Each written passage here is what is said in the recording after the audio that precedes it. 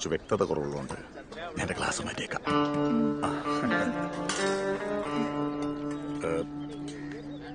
മല്ലികേ, ആ പച്ച സാരി കണ്ടോ? അവളാണ് എൻ്റെ ആദ്യത്തെ പ്രണയം. ഞങ്ങളുടെ പ്രണയം മൂർത്തിൻ്റെ അവസ്ഥ എത്തിയപ്പോൾ അവള് വേറെ കിട്ടി. അതാണ് എൻ്റെ ജീവിതത്തിലെ ആകെ ഉണ്ടായിരുന്ന പ്രണയം. വേറൊന്നുമല്ല, നമ്മള് പരസ്പരം പൂർണ്ണമായിട്ട് മനസ്സിലാക്കണം. ഈ കല്യാണം നടത്തുന്ന തിരക്കിന്റെ ഇടയിൽ മല്ലികയെ സ്റ്റഡി ചെയ്യാനുള്ള ടൈം കിട്ടിയില്ല. ശല്യപ്പെടുത്തില്ലേ പ്ലീസ്.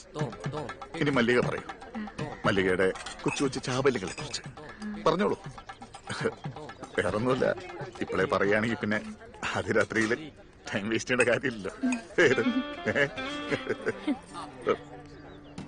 പറ മല്ലികേ, എന്തായാലും ഞാൻ ആ സ്പിരിറ്റിൽ എടുക്കുള്ളൂ. കമോൺ പറയൂ, ഞാനല്ലേ പറയണേ. ആ ക്യാമറയ്ക്ക് ലൈറ്റ് അടിക്കുന്ന ഏട്ടനെ കണ്ടോ?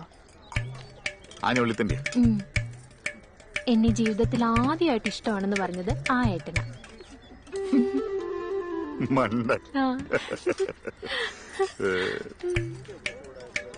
അച്ചാറോടെ ഈ അച്ചാറ് വിളമ്പിയ ഏട്ടനാ എനിക്ക് ആദ്യമായിട്ട് ലവ് ലെറ്റർ തന്നത്.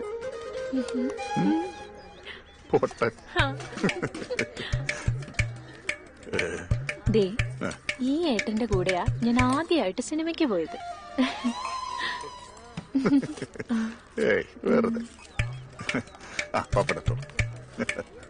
ദേ, എന്റെ ദേഹത്ത് ആദ്യമായിട്ട് തൊട്ടത് ഈ ഏട്ടനാ.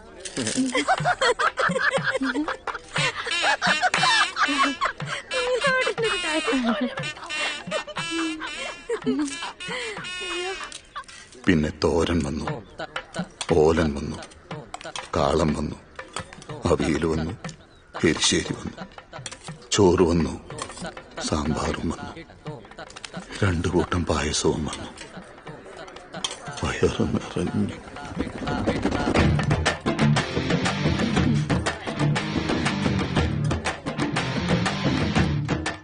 ഓരോ തവണ കുഞ്ഞിരാമൻ കല്യാണം കഴിക്കാൻ ശ്രമിക്കുമ്പോഴും ഓരോ ശാപം ഉണ്ടാക്കി വെക്കാറുണ്ട്.